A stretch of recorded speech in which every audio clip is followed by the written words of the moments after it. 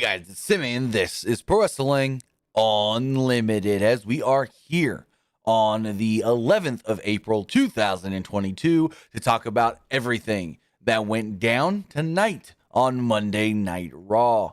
I thought tonight's Raw, it was like started really good, and kind of plateaued. Didn't ever really dip much for me. Maybe if it did, just in the slightest. And then the main event brought me back just because I loved the main event. I thought the main event between the Street Profits and the Usos was a great match. Street Profits versus Usos, always a really good match. But I did think that the middle of the show, like I said, it didn't dip to like, oh man, this is horrible. But it was just a lull, kind of just average portion of the show. So, I mean, it started off good and it ended really good. So I guess I would say I liked it. I wouldn't say... I didn't say I didn't like it for sure. So if I'm voting in the poll with you guys, I think I would say I'd like the show overall. But with that, thank you for joining me here. Twitch.tv/PW Unlimited, YouTube.com/Pro Wrestling Unlimited, and Twitter.com/PW Unlimited. Remember, if you are watching on Twitch, you can help us out one of two different ways. You can either help us out by hitting that donate button down below or by donating Twitch bits in the live chat. Also, remember, you can subscribe to the channel one of two different ways as well. You can either subscribe with a tiered subscription, or you subscribe with Amazon Prime, because if you have Amazon Prime, then you have Prime Gaming. All you're going to do is take that Amazon account, take that take that Twitch account, link them together, bada bing, bada boom, Prime Gaming. Prime Gaming gives you a lot of cool things like free games. Right now, the free games are Elder Scrolls 4, Elder Scrolls Online Oblivion, Elder Scrolls 4 Oblivion, the Game of the Year edition, and you get Plants vs. Zombies Battle for Neighborville, plus a number of other different games for free as well. Plus, you get free stuff for games like Madden 22, Grand Theft Auto Online, Valorant, League of Legends, New World, and so much more. But the one thing that never changes, that you get one free subscription to any Twitch channel you want to subscribe to throughout the month, and I'd greatly appreciate it if you subscribed right here, Pro Wrestling Unlimited. And remember, it doesn't even have to be your Twitch account. It can be anybody's Twitch account, whether that's your mother, your brother, your father, your sister, your mother, your brother, your father, your sister, your grandma, your grandpa, your auntie, your uncle, your dog walker, your boss, your coworker, the lady that did the teeth whitening on your children at the dentist at 4:35 p.m. today. Be anybody. You just say, hey, can I use your Amazon account? I know you got Prime Gaming, or I know you got Prime. So can I take that Prime, link it to my Twitch? Won't cost you anything extra. And I can support a really good creator. Do it. But with that, on the flip side, if you're watching over on YouTube, you can help us out over there as well with a super chat or a super sticker donation. All super chats do get read live on the air. Also, remember to hit that join button down below to become a channel member. As a channel member, you get early access to news, early access to podcast episodes, early access to non-news videos, and so much more. Plus, remember, if you say, yeah, but YouTube's going to take their cut and I don't want to give YouTube my money, you can head over to Patreon, patreon.com/PW Unlimited, and help us out over there as well. I will be soon posting up the video of me creating our WrestleMania Backlash graphics, and we'll be providing you guys with the project files for the WrestleMania Backlash graphics as well, in case, you just maybe want to use them. But with that, also finally head over to the Epic Game Store. Head over to the Epic Game Store and buy a game like Sifu or Grand Theft Auto 5 or Elden Ring. And at checkout, it'll ask you if you have code PW Unlimited. It'll ask you if you have a creator code, and you do. It's PW Unlimited. Put in the creator code, and you will be supporting us right here at Pro Wrestling Unlimited. And it doesn't just have to be on your computer on the Epic Game Store. If you're playing Fortnite on your PlayStation, your Xbox, or your Nintendo Switch, or maybe even your cellular device, your tablet, whatever, you got the item shop. Go to the very bottom of the item shop, and it'll ask you for a creator code, and you got one. It's PW Unlimited. But with that, we've got Monday Night Raw to talk about, so let's jump over. Let's load those notes up there right here, and let's talk about it. Monday Night Raw. I do want to say thank you to KC, Cold Cuts KC, for the tier 1 subscription for 15 months. 15 months, dag blaggett. Really do appreciate that one. As far as Raw does go, Raw opened with a video package highlighting Cody Rhodes' WrestleMania return and his promo that opened the show last week. They informed us that, well, Jerry Lawler's on commentary this week and for the next couple of weeks, I believe. Corey Graves and Carmella, they had their wedding, and now they're on their honeymoon. Lawler said, "Thanks, Graves, for sacrificing your future so I can be here tonight." Basically telling him he should not have gotten married. Out would then come The Miz for Miz TV. Miz spoke briefly before introducing his guest, Cody Rhodes. Cody came out with just a great new entrance. So last week they tried to do the Cody Vader, elevator up the stage, but they didn't really have room to do that, so they had to make a box to put him in, and it just didn't work. So then this week, the lights go down, and you hear, "Pro wrestling has more than just one royal family." Bump, bump, bump, bump, bump, bump, bump, bump, bump, bump, bump, bump, bump, bump. And as the music's going, they zoom right up onto the entranceway. And sorry if you hear that. Someone's car alarm is going off in the background. They zoom right in up on the entranceway and the little opening on the stage, and just smoke, and more smoke, and more smoke, and more smoke. And all of a sudden, pyro goes off right there in the middle. Cody busts out of wherever he's standing. It goes nuts. Crowd goes wild. More pyro goes off. Cody walks down to the ring. He does the whoa. He walks down, gets up on the turnbuckle, looks out to the crowd, walks along the apron, gets up on the other turnbuckle, looks out at the crowd. More pyro going off. They fucking made Cody look like a mega star with this entrance. Yeah, we're never going to get, he's not never, but we're not getting any more Cody coming up through the floor, because this really makes you think how much that AEW stage was created, not just for, but a lot for Cody's entrance. A chandelier that rises. The whole stage got to be elevated for Cody. So it's like, man, they basically said, all right, we like the old TNA thing where heels come out one side, babyface come out the other side, but Cody wants to come up through the stage every time, so the whole thing needs to be elevated. And yeah, we need some chandeliers for Cody's thing. It makes you really think how much that stage was made for Cody's. Like, they really made that stage just for Cody's entrance. But now Cody's got the fog and the smoke and everything. Like, it was raging too, the smoke. Right there on that the square where they walk out of. And then just rise the music hits. Adrenaline in my soul. Like, damn. And like I said, mega star entrance. And Miz is sitting there in the ring looking at his watch. And he's like, all right, so you wasted all the budget on your pyro. You took 45 minutes to get down to the ring. You ready yet? And Miz wondered if maybe Rhodes was the kind of person that only cared about himself. He has a ego. And make sure that all eyes are always on him. Where have we heard that before? Rhodes said that he was trying to enjoy the moment after being gone for so long. Rhodes posed for the crowd again. He jumped up out of his seat and soaked it all in as they chanted for Cody. Miz says if it wasn't for his family name, Rhodes would be nothing more than a grandson of a plumber. Maybe just a plumber himself.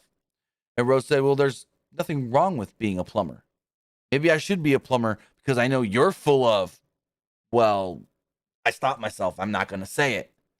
He goes, you know what I mean. You know what I'm trying to say. And Rhodes says Miz obviously hasn't changed. He's still good old reliable Mike. He also said something about, everyone knows where I've been. It's no secret. I'm not trying to hide it. Rhodes says that he's here for one reason and one reason only, to win the Undisputed Championship belt. And Miz quickly lets him know his title. Belt's what holds up your pants. I loved it. And it wasn't the only time this happened. But I love the whole dynamic of either Cody saying something and you going, nope, it's not wrestler. We say superstar here. I forgot. Or Miz, which he did here as well, correcting him, going, it's not belt, it's title. Belt, hold up your pants. I love it. Miz noted that Seth Rollins wants a rematch because Rhodes wouldn't be able to surprise him this time. Miz didn't like Rhodes' challenge against Rollins or against him tonight either. Crowd chanted for Cody. Miz was pissed that everyone talked about Cody instead of him after WrestleMania and his big victory. Rhodes told me, hey, settle down. Rhodes says he respected Miz and all of his accomplishments. He's like, there's not many who could say they've accomplished as much as you have. Miz was acting this way because, well, he was resentful. Rhodes didn't have a problem with Rollins and would be glad to give him a rematch, but right now Miz is trying to make things personal. Cody said, you know what? I'm ready to take on all the best wrestlers in the world. And Miz goes, no, they're called superstars. It's superstars. Cody blew that one off. Rhodes says he's looking forward to his first match on Raw in 6 years. Crowd chanted for Cody yet again, and commentary let us know not only is this his first match on Raw in 6 years, it's his first match against Miz in 9. Miz tried to attack Cody, he sidestepped him, and Miz fell out of the ring. Strong opener. I really enjoyed this opening Miz TV promo and segment and all that. I really enjoyed the dynamic between Miz and Cody. I thought they played off of each other very well. They worked together fantastically. I thought this was A+. I thought this was a home run segment for sure. Next up, we got our first of a few changes on tonight's show. It was Veer Mahan versus Dominic Mysterio, where it was supposed to be Veer Mahan versus Rey Mysterio. I was told Rey wasn't even there. Don't know why, but Rey wasn't there. So the match only goes like 2 minutes. Mahan countered a dive and knocked Dominic down with the $1 million arm, his clothesline. Now you guys know the reference to that $1 million arm. Veer Mahan from India scouted to play baseball.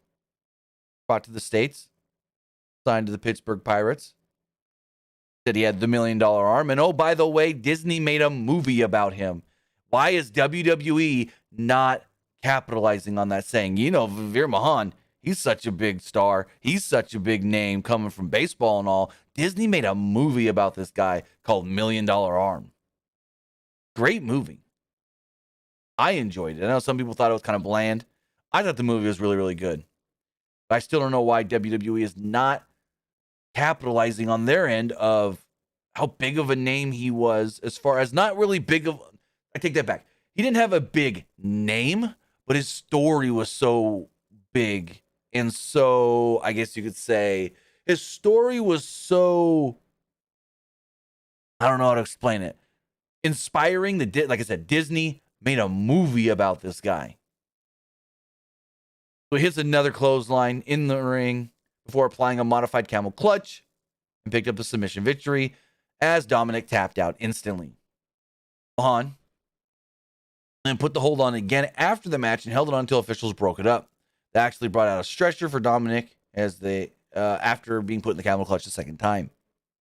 After the break, Dominic was loaded into an ambulance. Kevin Patrick asked Mahan why he attacked Dominic after the match, and Mahan just yelled, "He strikes fear in every man. I strike fear in every man." I'm like, okay, you strike fear in every man. Cool. Then we got an earlier today deal. Sarah Schreiber asking AJ Styles about his match tonight against Damian Priest. Styles was afraid what he was about to do to Priest and Edge.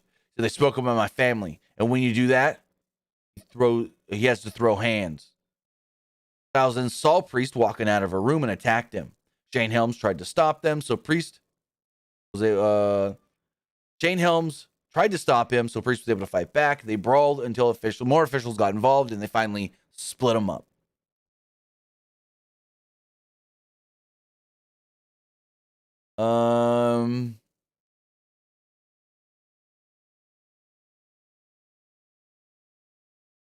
So before the match, Priest did a pre-tape promo, an inset promo as they call it, said that he would prove his worth to Edge while Styles would face his Judgment Day. And to be honest, I don't know what the hell this match was. Like, it was a match, but then it was just over. Ended. What? The match ended in question. I have no clue what to even say here. They fought back and forth, and it was a pretty good match while it lasted. The match ended with when Priest got on a knee and the lights just went out. He knocked Styles out of the ring, got down on a knee, the lights went out, a blue-purple spotlight shined on him, and he looked like a goofy vampire. Then they went to commercial. The match itself went 10, 12 minutes, I think, before all that happened, but it's what the hell was that? Huh? I don't even know what to say.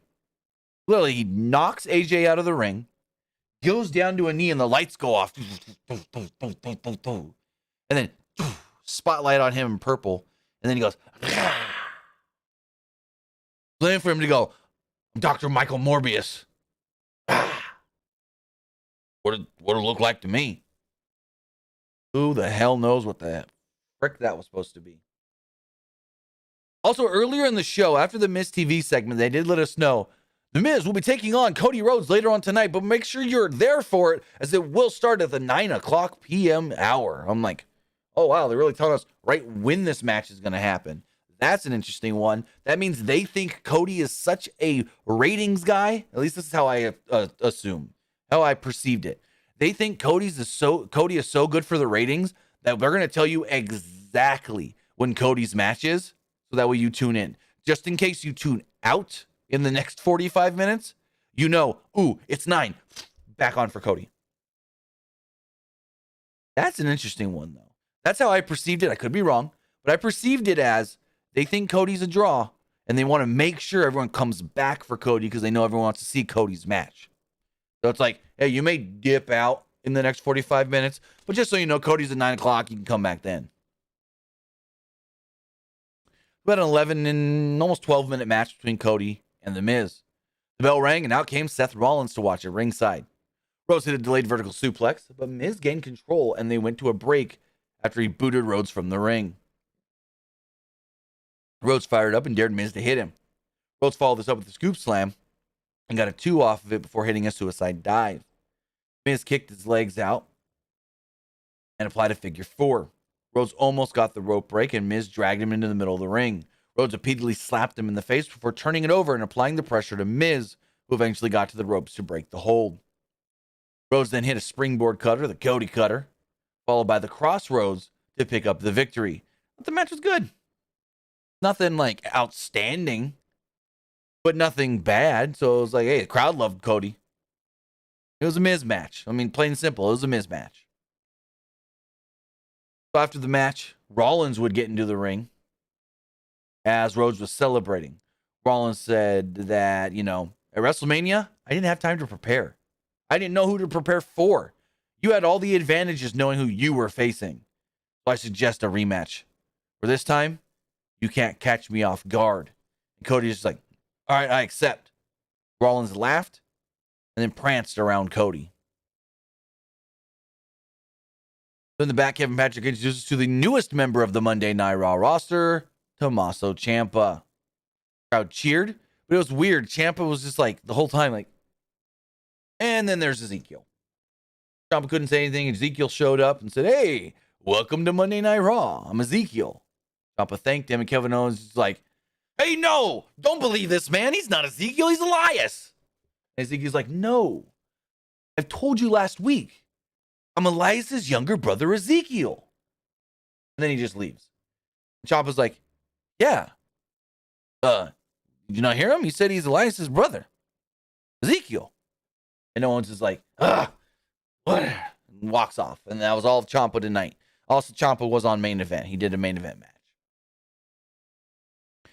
They replayed the clip of Rhea Ripley saying that she got them a tag title match for herself and Liv Morgan. However, Jimmy Smith did state that Rhea Ripley was, quote, in protocol. So she couldn't be here tonight, which means, well, she might have COVID. We don't know if she's got COVID, but she's in COVID protocol. This is why she wasn't on SmackDown Friday with Liv, and she wasn't here tonight with Liv either. So, man, that really stinks that she may have COVID. Speaking of Liv Morgan, we had a 2.5-minute match where she took on Naomi. Not much to really talk about here. It went 2 minutes, 20 seconds, 2 minutes, 30 seconds. Naomi countered a Hurricane Rana attempt into a sit-out powerbomb. They exchanged cradle attempts, and Naomi got the better of it to pick up the pinfall victory. There we go. That was it. Liv loses, and they're still getting their tag title shot next week. Hell. This is a little weird. It was the VIP segment with MVP, but he never actually came to the ring. Bobby Lashley enters before a break, and there's nothing in the ring. It's an empty ring. So we're like, okay, what's going on here? Then they come back, and he's just talking. And they had set up for the VIP lounge. So I don't know how this went down during the break, but apparently they set up for the VIP lounge after Bobby Lashley came out. And then he started his promo before we came back from commercial, and he explained that he wasn't invited, so he invited himself here tonight. Lashley spoke about being stabbed in the back by the one man he thought he could trust more than anyone. He called MVP's punk ass to the ring. Nobody entered initially, so Lashley threatened to destroy all of MVP's stuff. Omos's music would hit as he entered wearing a suit with MVP. MVP said, "Hey, don't touch my stuff. Don't touch my stuff. We'll take legal action." And Lashley told him, "Shove it up your ass." MVP told Lashley, "Put some respect on his name." MVP said Lashley was floundering in WWE before joining him. "You were floundering with a wannabe TikTok star and a runt before I came and found you and made you almighty."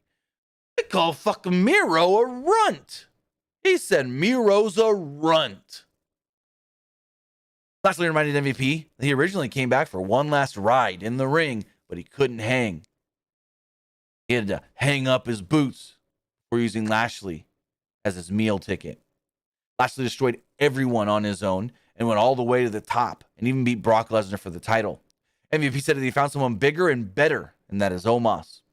He promised Lashley that he wouldn't survive their next encounter. Lashley said that he would finish off Omos before coming for MVP. MVP then hid before Omos, and Lashley destroyed the set. This was not I can't say it wasn't good. It wasn't really that good. It wasn't horrible, but it wasn't really all that great. R-Truth and some random dudes and Reggie and Tozawa all came out of a room. Apparently they were having a bachelor party. And basically they're like, "Reggie, what are you doing here? You got to be with Dana at all times because she's got the belt and she can't." Basically he said, Dana can't defend the title herself. She's not capable of it. You always got to be there to help her. And Reggie's like, "Oh, she's fine. Her and Tamina, they got a truce right now. Tamina's not going to try and take the title from her." And R-Truth's like, "Yeah, but anybody could take the title from her. We need to go save my baby. I mean, your baby. I mean, Dana's baby." And Reggie's like, "Oh, I didn't think about that. Let's go."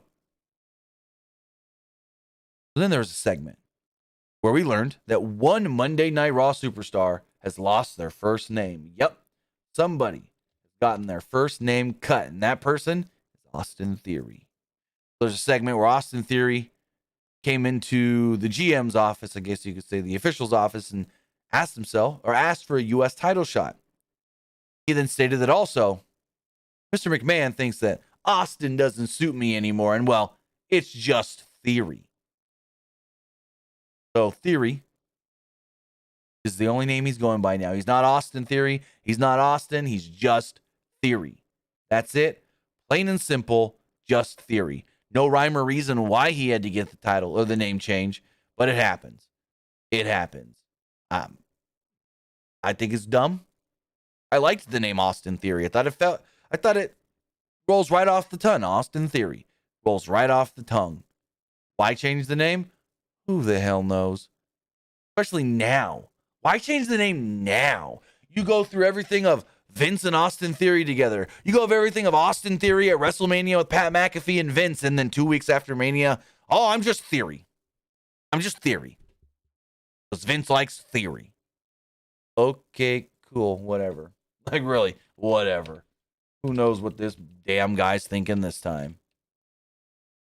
Theory leaves and Owens barges in. And he starts baffling. He's baffled over this Ezekiel Elias situation. He goes, he's not Ezekiel, he's Elias. And he's like, maybe I should see Ezekiel's birth certificate or library card. Pierce says, those things, confidential. Owens goes, library card's confidential? Then he goes, how about we give Ezekiel a lie detector test to see if he's really who he says he is?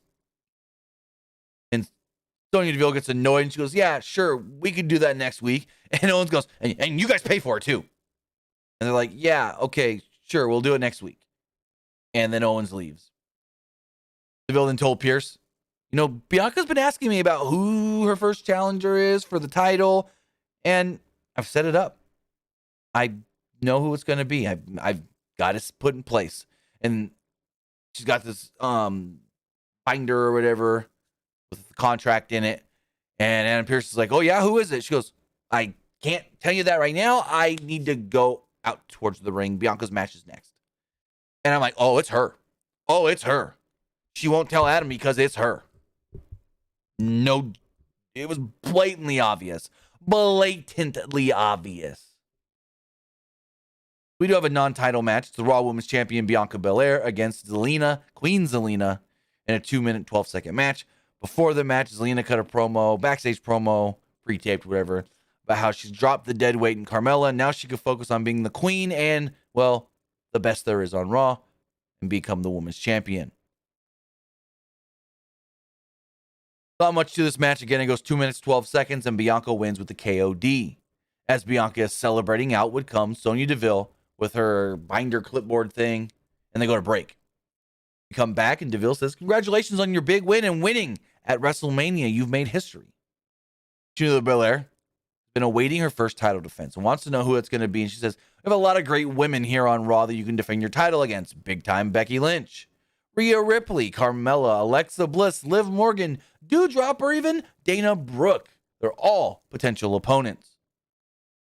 Belair said she would love to face any of those women and would still walk out the women's champ regardless of who it is. She then said, because I am the best, the roughest, the toughest stuff, all the ESTs. And so Sonya goes, okay, well, I have an open contract. You sign it, and I won't tell you who your opponent is going to be. And Bianca kind of hesitates for a second and goes, all right, let me sign it. So she, and Sonya Deville goes, and you're a challenger, the first challenger. You, the Raw Women's Championship is... And she's like, it's a woman who said a year ago she wanted to come back and become a champion. She described her as a generational superstar who broke down social norms. No one comes out. Bianca's staring at the stage when Deville hits her with a chop block, continues the attack, lays her out before saying, I am your challenger.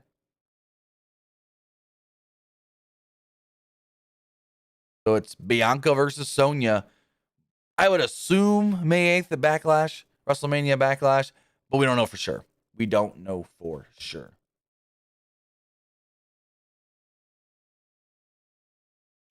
So, at the joint bachelorette party for Tamina and Dana Brooke, Angel and Humberto just randomly show up. And I'm like,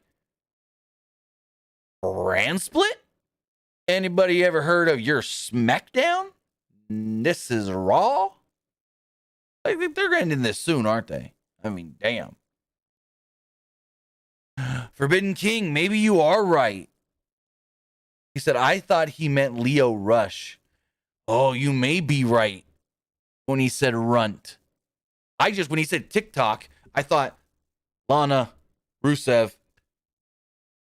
That's what I went straight to because he said TikTok and runt. Yeah, I think you're right with Leo Rush, not Rusev, not Miro. So anyways, Humberto showed up and they kissed Tamina and Dana Brooke on the cheeks. Nikki ASH showed up in her gear and claimed that she hired strippers for them. That came out of left field. And then one of them was a referee. Nikki pinned Dana, but she kicked out. Tamina then dragged Nikki across the bar. There was then a big commotion until Truth would make his way in and calm everything down. Truth had an official piece of paper claiming that he's an ordained minister. That he can get them married. He said there's a declaration that nobody could attack Dana Brooke until she got married. He planned on marrying both couples in a joint ceremony next week. Everybody kind of seemed happy about it. Whatever. Pierce then met up with Sonya Deville in the back, and he told her, "You're abusing your power." Deville said that she planned on beating Belair for the title. Pierce couldn't believe that she thought that she can get away with this. He said, "You're just jealous because I'm not just an official, but I'm a superstar as well, that I can still go out there and do it." And I'm like, oh, damn. Like, if this was this is the weird thing. Where is this leading to between these two? It's not like they're both males or they're both females and they can eventually have a match. I have no clue what the end game of Sonya always going off on her own, doing her own thing that's not by the books, and Adam trying to be like, hey, you can't do that. Like, where is this leading to? They can't have a match. Chad Gable buries the city of Detroit before his upcoming match, saying that this was the first city he was in when he announced he got his master's degree, but other than that, it's a useless town. He also said that he wasn't going to let the Usos come here and take their titles, the Raw Tag Team titles. He said that the titles would be around their waist eventually, and it should have been at WrestleMania. He said that there's a lot of distractions, including that dummy Gable Steveson. Like, what's so impressive about Gable Steveson? He's got a gold medal. I got a gold freaking brain, and it's smarter than anyone's. I loved that. He's like, what's so impressive about Gable Steveson and his gold medal? I got a gold freaking brain. I loved that. But we had an 8-minute match. It was RK Bro against the Alpha Academy. There was a lot of back and forth stuff here. We got the big hot tag from Randy Orton, who took out both men. Gable and Otis at one point worked over Riddle through a commercial break. Eventually, Orton did hit Gable with an RKO, a good-looking RKO, and picked up the victory to win the match. As RK Bro were celebrating, SCV pulls up, and out comes Jimmy and Jay, the Usos. The Usos are here, and we go to a break. Orton wondered if they would actually show up, but it seemed like Roman. He's like, we were really kind of curious if he would show up. Looks like the big dog let his bitches off the leash. And I was like, oh, man, that was a good line. Big dog let his bitches off the leash. And Jay goes, no, I haven't heard that one before. By the way, we're the longest reigning SmackDown Tag Team Champions. And now we want your titles too, the Raw Tag Team titles. Jimmy then challenged them to a unification match for the undisputed WWE Tag Team Championships. Riddle wondered if they were trying to be like Thanos and get all the stones.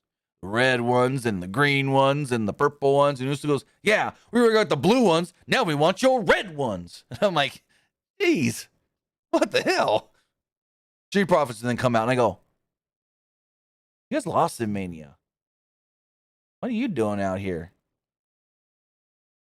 And they said, hey, you guys ain't jumping the line. We're next in line. And I go, no, you guys lost, but there's no other tag team, so whatever. And they said, the only line is one line. There's only one line, that's the bloodline. Court said that the Profits should beat the Usos and unify the titles themselves. The Usos agreed to take on the Street Profits until Orton. Well, they argued, and then Orton shut them up, and then they said they'd fight, and yeah. Kind of got a little convoluted there at the end. They almost made it seem like, if the Street Profits would have beat the Usos, then they would have got a SmackDown Tag Team title shot, and then unified the titles against RK Bro. Oh, but what we got was the Usos winning. So yeah, it seemed a little convoluted the way they had tried to announce it without having to announce it because they knew they weren't going that route.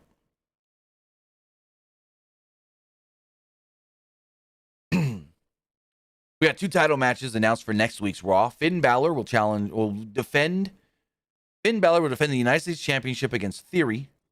Sasha Banks and Naomi will presumably, still not 100%, they say it's going to happen, but I don't know for sure. Presumably, will defend the Women's Tag Team Championships against Rhea Ripley and Liv Morgan. Now that's if Rhea is cleared from her protocol. So we have the SmackDown Tag Team titles, or the champions against the Usos in the main event. This match went 15 minutes and 13 seconds. It was super fun. I thoroughly enjoyed this match. The Usos worked over Angelo Dawkins for a while before chucking him into Orton and Riddle. Usos got in the faces of Orton and Riddle until Ford wiped out the Usos with a big flip dive. Despite all of that, the Usos were still working over Dawkins after a break. Dawkins hit a silencer before making a hot tag to Ford. Ford hit an impressive high cross and a blockbuster on Jay for a 2. Jay responded with a neck breaker for a 2 as well. Street Profits hit a Doomsday Device blockbuster for a close near fall. Jimmy hit Dawkins with a super kick, and Jay went for a diving splash, but Dawkins got his knees up. Ford tagged in and hit an awesome frog splash, but Jimmy barely broke up the cover, and the crowd started chanting, "This is awesome." Remember Orton, Riddle, they're at ringside. Jimmy drove Dawkins into the post, and then Jimmy tagged in. Usos then gave Ford the 1D and picked up the victory. Super fun match. I thoroughly enjoyed this. The Usos had a stare down with RK Bro at the end before backing out of the ring. It seemed like Dawkins tried to attack Riddle for some reason, not sure why. And it spilled out of the ring. This then left Ford alone with Orton to hit an RKO. And as soon as that happened, the Usos popped back up, super kicked Randy. Riddle somehow got laid out, and they had all the titles. And they stood tall with all 4 belts at the end of the show. So they keep doing these slight, subtle heel things with the Street Profits where it leads me to believe, are they turning? Are they going to go heel? They keep just randomly attacking like heels do. So I don't know. But what I do know is that was Monday Night Raw. I liked the show for the most part, but now I want to know what you guys thought of tonight's Raw. Remember, you can text into 510-906-1341 or put a super chat in the YouTube live chat. But first, let's check the polls. As far as the Twitch poll, 67% liked the show, 33% thought it was just all right. As far as the Twitter poll, 43.5% liked the show, 43.5% thought it was just all right, and 13% did not like tonight's Raw. As far as the YouTube poll does go, 64% liked it, 30% thought it was just all right, and 6% did not like Raw. Looking at the text messages here. It says, any news if Brandy Rhodes will be coming to WWE, and what should we do? And what should we do? Maybe she do. I haven't heard anything of Brandy coming in, so that's something I have not heard of. Said, I thought tonight's episode of Raw was kind of fun and thought the bachelorette party for Dana and Tamina was kind of hilarious, to be honest. Oh, you're opposite of me because I thought it was kind of boring. That segment, not Raw. Says, I think Raw did okay tonight. You see RK Bro versus the Usos for the Raw Tag Team Championships and SmackDown Tag Team Championships at WrestleMania Backlash. I love Seth's heel character. I want more of it. Usos kind of alluded to they wanted to do the unification match on SmackDown, but I could see them maybe either stretching it to Backlash or doing it on SmackDown, having some sort of a false finish, and then having to do it again at the pay-per-view. And this person says, do you think it would be a good idea if WWE puts Champa in Edge's faction? I mean, it would only make the group stronger. Ciampa's great, but the way I don't know. If Ciampa's going to be a heel, sure. But if they want him a baby face, no. So I honestly don't know because everything we've seen of Ciampa of late has been babyface stuff. But now that he's officially brought up, they can change that. So I don't think it would be the worst idea. Honestly, they could come up with worse ideas for Ciampa. But no, I wouldn't care either way. But I think that this wouldn't be the worst idea. Because honestly, I could see them doing some worse things with him because of his size, being a shorter guy, if you know what I mean. But with that, guys, I want to say thank you for joining me here. Twitch.tv/PW Unlimited, YouTube.com/Pro Wrestling Unlimited, and Twitter.com/PW Unlimited. We'll be live again Wednesday for AEW Dynamite. So with that, guys, have a great rest of your Monday night. Have a great Tuesday. Have a great rest of your week. We'll see you next time. Have a good one, guys.